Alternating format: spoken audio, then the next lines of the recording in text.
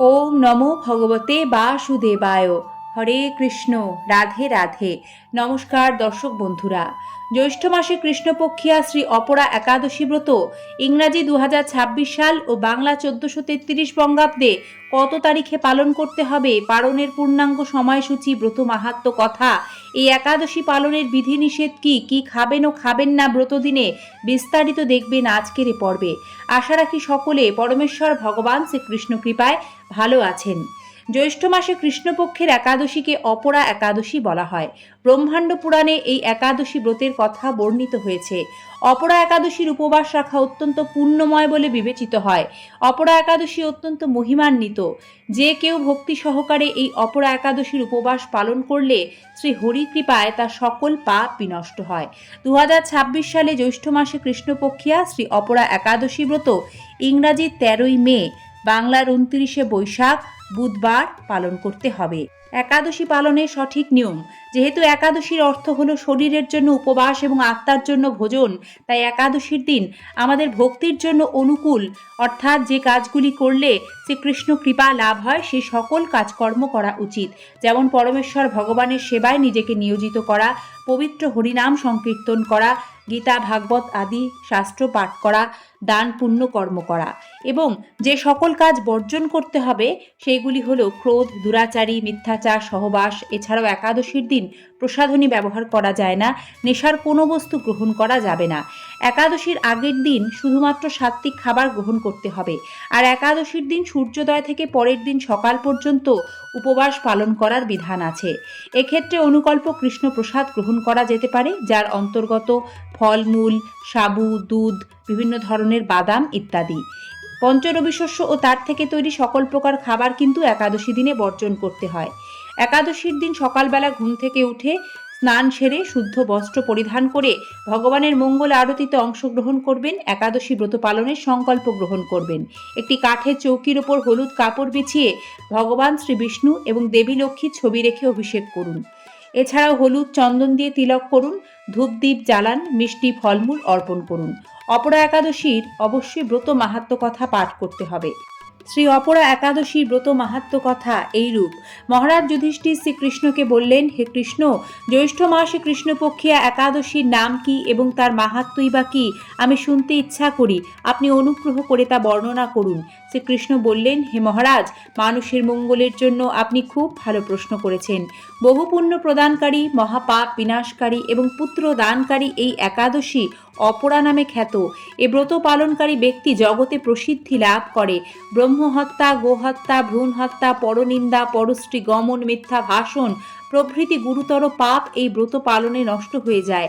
যারা মিথ্যা সাক্ষ্য দান করে, ওজন বিষয়ে ছলনা করে, শাস্ত্রের মিথ্যা ব্যাখ্যা প্রদান করে, জ্যোতিষীদের মিথ্যা গণনা ও মিথ্যা চিকিৎসায় রত থাকে, তারা সকলেই নরক যন্ত্রণা ভোগ করে। এ সমস্ত ব্যক্তিরাও যদি এ ব্রত পালন করে তবে তারা সমস্ত পাপ থেকে মুক্ত হয়ে যায়। ক্ষত্রিয় যদি স্বধর্ম ত্যাগ করে যুদ্ধক্ষেত্র থেকে পালিয়ে যায় তবে সে ঘোরতর নরকগামী হয়, কিন্তু সেও যদি এ ব্রত পালন করে তাহলে পাপ মুক্ত হয়ে স্বর্গগতি লাভ করে। মকর রাশিতে সূর্য অবস্থানকালে, মাঘ মাসে কুম্ভে প্রয়াগ স্নানে, কাশীতে শিবরাত্রিতে উপবাস করলে যে পুণ্য হয়, গয়াধামে বিষ্ণু পাদপদ্মে পিণ্ড দানে যে ফল পাওয়া যায়, সিংহ রাশিতে বৃহস্পতির অবস্থানে, গৌতমী নদীতে স্নানে, কুম্ভে কেদারনাথ দর্শনে, বদ্রিকাশ্রম যাত্রায় ও বদ্রী নারায়ণ সেবায়, সূর্যগ্রহণে, কুরুক্ষেত্র স্নানে, হাতি ঘোড়া স্বর্ণদানে এবং দক্ষিণাসহ যজ্ঞ সম্পাদনে যে যে ফল লাভ হয়, এই একটিমাত্র অপরা একাদশী ব্রত পালন করলে অনায়াসেই সেই সকল ফল লাভ হয়ে থাকে।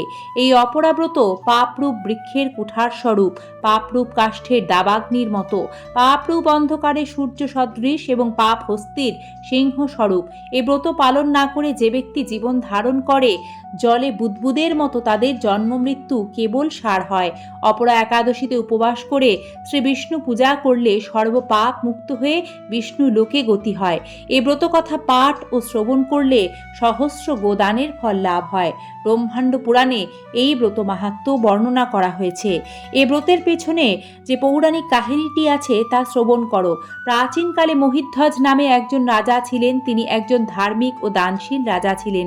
রাজার ছোট ভাইয়ের নাম ছিল ব্রজধ্বজ। তিনি ছিলেন অত্যন্ত নিষ্ঠুর ও পাপী। তিনি এতটাই পাপী ও নিষ্ঠুর যে তার ধার্মিক ভাইকেও ঈর্ষা এবং ঘৃণা করতেন। একদা ব্রজধ্বজ নিজের ভাইয়ের বিরুদ্ধে হত্যার ষড়যন্ত্র করেন। তিনি তার ভাইকে হত্যা করে জঙ্গলে নিয়ে গিয়ে একটি অশ্বত্থ গাছের তলায় পুঁতে দেন। রাজা মহিধ্বজের অকাল মৃত্যু হওয়ায় প্রেত যোনিতে জন্ম হয় তার। প্রেতাত্মা রূপে সেই অশ্বত্থ গাছে বাস করতে শুরু করেন তিনি। সেখানে উৎপাত শুরু করে ওই রাজার প্রেতাত্মা অনেক রকম ঝামেলা করেন। একদা সেই অশ্বত্থ গাছের সামনে থেকে ধৌম্য ঋষি যাচ্ছিলেন। তিনি সেই প্রেতাত্মাকে দেখে বুঝতে পারেন যে তার অকাল মৃত্যু হয়েছে। তখন ঋষি সেই প্রেতাত্মাকে গাছ থেকে নিচে নামান ও তাকে পরলোক বিদ্যার সম্পর্কে জানান। ঋষি ধৌম্য রাজার প্রেতাত্মাকে প্রেত যোনি থেকে মুক্তির জন্য নিজে একাদশী ব্রত পালন করেন। জ্যৈষ্ঠ কৃষ্ণপক্ষের একাদশী তিথিতে নিয়ম মেনে নারায়ণের পুজো করেন ওই ঋষি। তারপর ভগবান বিষ্ণু তাকে আশীর্বাদ চাইতে বলেন। ঋষি বিষ্ণুর কাছ থেকে প্রেতাত্মাকে প্রেত যোনি থেকে মুক্তির আশীর্বাদ চান। ঋষি ধৌম্যের প্রার্থনায় সাড়া দিয়ে শ্রী বিষ্ণু রাজা মহিধ্বজকে প্রেত যোনি থেকে মুক্ত করেন। এরপর রাজা দিব্য শরীর ধারণ করে ধৌম্য ঋষিকে প্রণাম করেন এবং পুষ্পক বিমানে স্বর্গের উদ্দেশ্যে রওনা হন। অথ শ্রী অপরা একাদশীর ব্রত মাহাত্ম্য কথা ও ব্রত কথা সম্পূর্ণরূপে সমাপ্ত। দর্শক শ্রোতা, 2026 সালে অপরা একাদশীর পালন করতে হবে ইংরাজি 14ই মে বৃহস্পতিবার ভোর 5:16 থেকে সকাল 9:42 মধ্যে। এ সময়কালে ভগবানকে পঞ্চরবিশস্য ভোগ নিবেদন করে একাদশীর পারণ মন্ত্র, যা হলো অজ্ঞান তিমিরান্ধস্য ব্রতে নানেন কেশব প্রসীদ সুমুখনাথ জ্ঞান দৃষ্টি প্রদ ভব, এ মন্ত্র 3 বার বলে একাদশীর ফল ভগবানের শ্রীচরণে অর্পণ করবেন। সব শেষে, পূজা শেষে সেই ভোগ কৃষ্ণ প্রসাদ হিসেবে গ্রহণ করবেন, বিতরণ করবেন। এইভাবে একাদশী ব্রত পালন করলে ব্রত পূর্ণরূপে সমাপন করা হয় এবং ব্রতের পূর্ণ ফল লাভ করা যায়। জয় শ্রী অপরা একাদশী কি জয়। হরে কৃষ্ণ, রাধে রাধে।